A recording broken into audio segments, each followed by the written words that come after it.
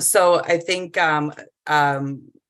just to add on to David and Dr. Saad's report on the respiratory activity we're expecting to see, our normal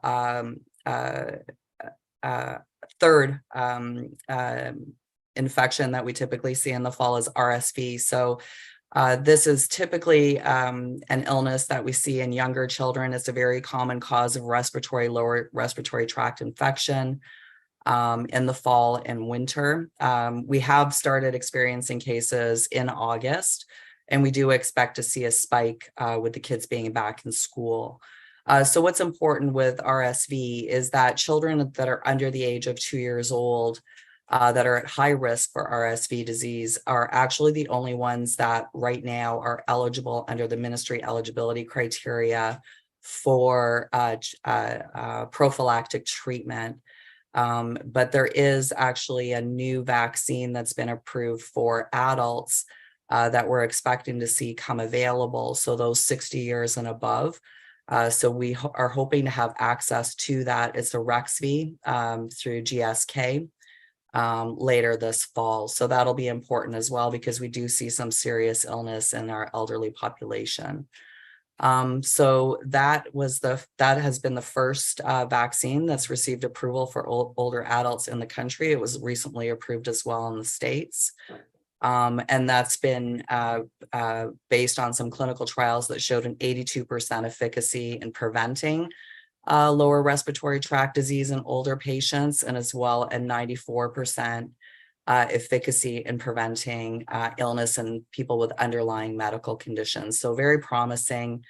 And we're actually hoping to have some pediatric monoclonal antibody treatment available soon for our high-risk pediatric patients. So we'll make sure that those clinics are set up as soon as we have those available. And that's it.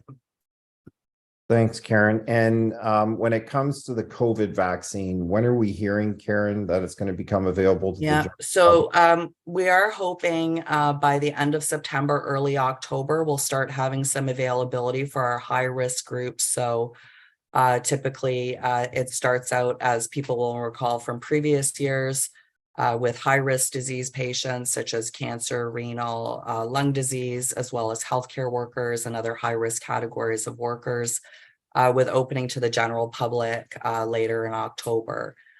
We should have access to the influenza vaccine in and around the same time.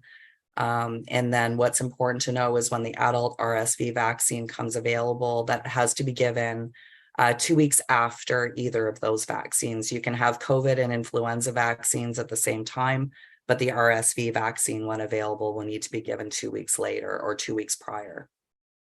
So individuals who are interested in the RSV, influenza, or COVID should speak to their primary care practitioner and or pharmacy to obtain that. We are not going to be doing mass vaccination centers like a couple years ago. Those are widely available in pharmacies across Windsor, Essex, and primary care practitioners. Yeah. And we too will be getting that information out as soon as the vaccines arrived and been distributed. So there'll be lots of information coming out, as is the usual practice in previous seasons. So looking forward to that arriving.